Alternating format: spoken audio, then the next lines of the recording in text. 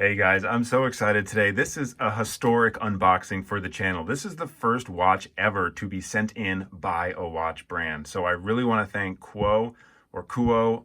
I swear I will get the pronunciation correct for the full review from Japan. They're a micro brand, so thank you for trusting me and sending me this watch. So this is the first time I get to say that this is technically sponsored because they have sent me this watch and I do not have to send it back.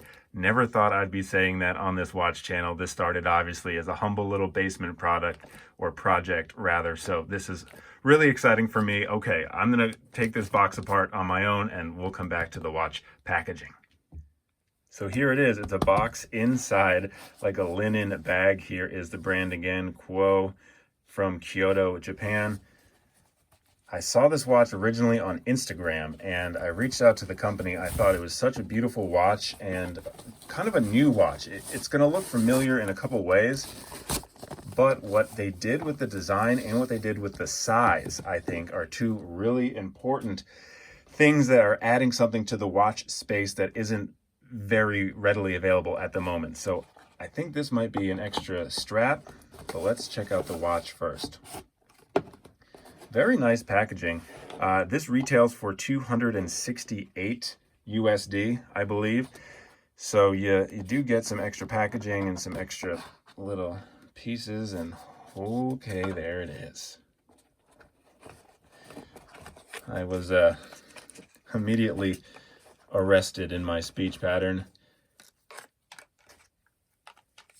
And here's the watch. So let's get this little plastic off. Let's also give it a wind or two after I unscrew it. I'm giving away some of the facts already. I just want to get started.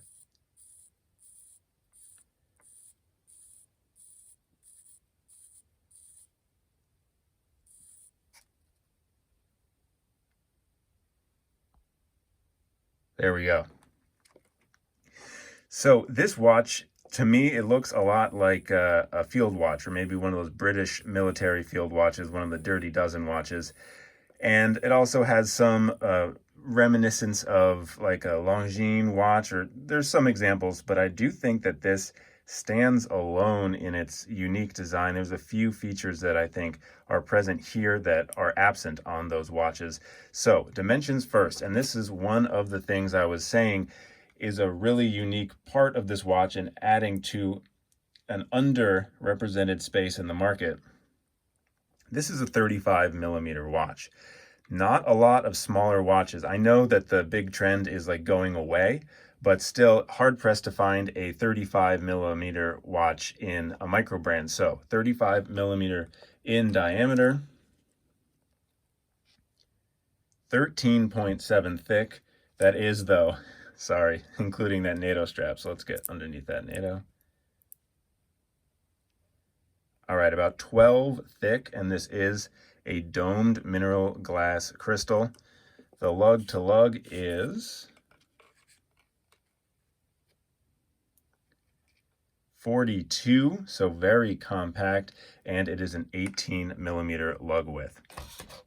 So what you get when you order this watch, by the way, it is in stock, so this isn't a pre-order, this isn't a Kickstarter campaign. You can buy this today on their website. So I will obviously put links to their website below. And this is their second watch. So this also is a newer company.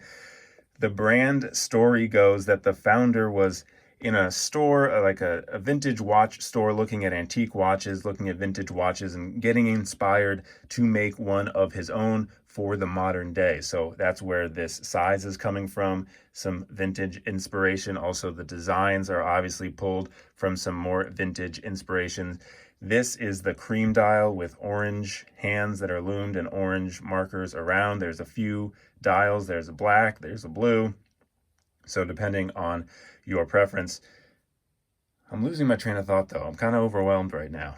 There was a linear path I wanted to take talking about this watch, and I've already forgot it just because I'm so excited. Again, I'm so happy that they trusted me and sent this in for review. Also, it's just beautiful, so I'm really excited just to have some more time with it. But I digress. So we did the measurements.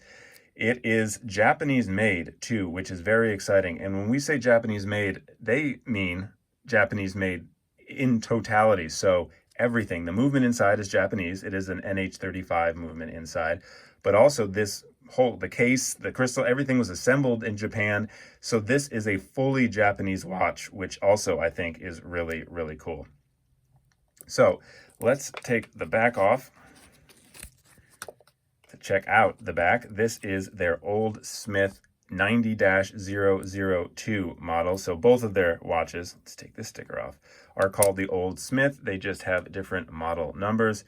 And you see there, all stainless steel, made in Japan, water resistant 10 bar, so 100 meters of water resistance is great, and Japanese movement as well. Think about how many times we've paid a premium, or we've been asked to pay a premium for a Japanese-made Seiko versus a Seiko made somewhere else. Well, these watches not only are cheaper than many of those Seikos, but every one of these watches is made in Japan. So let's take a look at what else has come with this watch. I'll put this down here. I believe you get 2 straps, and that comes with every order. I'm not getting any sort of special treatment. So we have this olive NATO strap with some brown leather accents. And then, very nice packaging. These boxes, while they are just cardboard, like they feel like jewelry boxes, but nice jewelry boxes. So I do like that touch. And then you get a second NATO strap option. So there's the black and brown next to the green and brown. If I can get this out. Whoops. And here is the other strap. They do feel nice. I think they feel kind of somewhere in between like budget and premium. This is a premium NATO strap. Let's use the green. This is a premium NATO strap from Haveston. This is a seatbelt style. This is not. So, you know, this is almost apples and oranges, but this obviously is rougher feeling, a little less pliable, although I haven't put this on wrist or anything. This more pliable, softer, shinier. Again, $30 from Haveston, and this is seatbelt style. This is more of what I think does match a field watch, which this really is. So let's take a closer look. Hold on, I'm going to zoom in. There we go. Sorry if the lighting was bad also earlier. Again, I'm just kind of falling all over myself talking about this watch because this is exciting for the channel. But I'm going to be professional. So we have Arabic numbers all around, except for at the 3, where there is a unframed date window. Again, the dial is cream. That date wheel is white. What you may not be able to tell, and one of the things I think is really exciting about this watch, is that all of the Arabics, if you can see through the dome, are applied. They're not printed on. And you can see it right now with the 10. And the 9 and the 8. Those are the ones that you'll be able to see it with the most right now. But these are either, like the 12 right now, oops, the 12 almost just looks like it's thick paint, but it really is applied. Like all these indices are applied, which I think is really cool. I haven't seen Arabic numerals applied like that, especially so many. And hold on one second, I'm going to hold it up to my face to double check that I'm not telling you I was going to say a mistruth. Who am I, a politician? A lie. Hold on. Yep.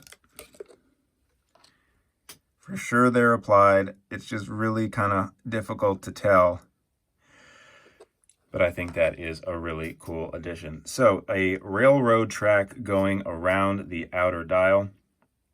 Just for minutes or single seconds. None of that sub-second extra hash mark business you get on some watches. I'm not complaining about those watches. This is just a little bit more simple. And then every 5 minutes, there is a circular orange marker on the evens, or sorry, in between the quarters. So 1, 2, 4, 5. And then obviously those rectangle shapes everywhere else. KUOE and Kyoto up by the 12. Mechanical down at the bottom. I do want to clear up one thing, which is this is an automatic watch. This is the NH35. So while it is hand winding, it also is automatic. So technically, I would say it's an automatic watch, but they have mechanical down there. As you noticed earlier when I tried to wind this immovable crown. This is a screw down crown, which is also really great. Action on screwing it in and out, very good. I mean, that's not action, but it's easy, I guess, is what I'm trying to say. And you can hear it winding as I screw it back in. Ooh, actually, never mind. I'm not screwing it back in. I got to push it in a little bit before you begin screwing. Nope.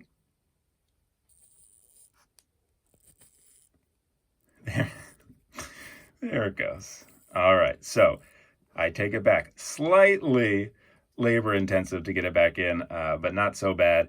Also, I have big hands, very big hands. I am 6'4". Obviously, I'm palming basketballs left and right, and this is a very small watch. So I actually think this is a good size and a good grip for someone as gorilla-handed as I am. Also, speaking of the crown, wow, how did I completely smudge it up already? It is a sign crown right there to kind of round out the design. So hold on, I gotta unsmudge.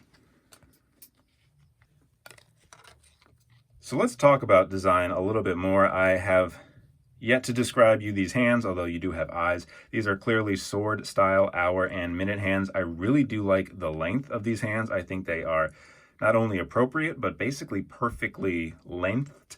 The hour hand is nice and long. Usually my biggest complaint with hour hands are they're too stubby. Again, with the minute hand, it reaches almost out to the rectangle marker, so not all the way to the minute track. However, that second hand that has that little lollipop midway down it does touch that minute track. So I think these hands not only well proportioned, but perfectly sized for the case, in addition to being well proportioned to each other. So that's just the basic overview of this watch. Let's end with a wrist shot.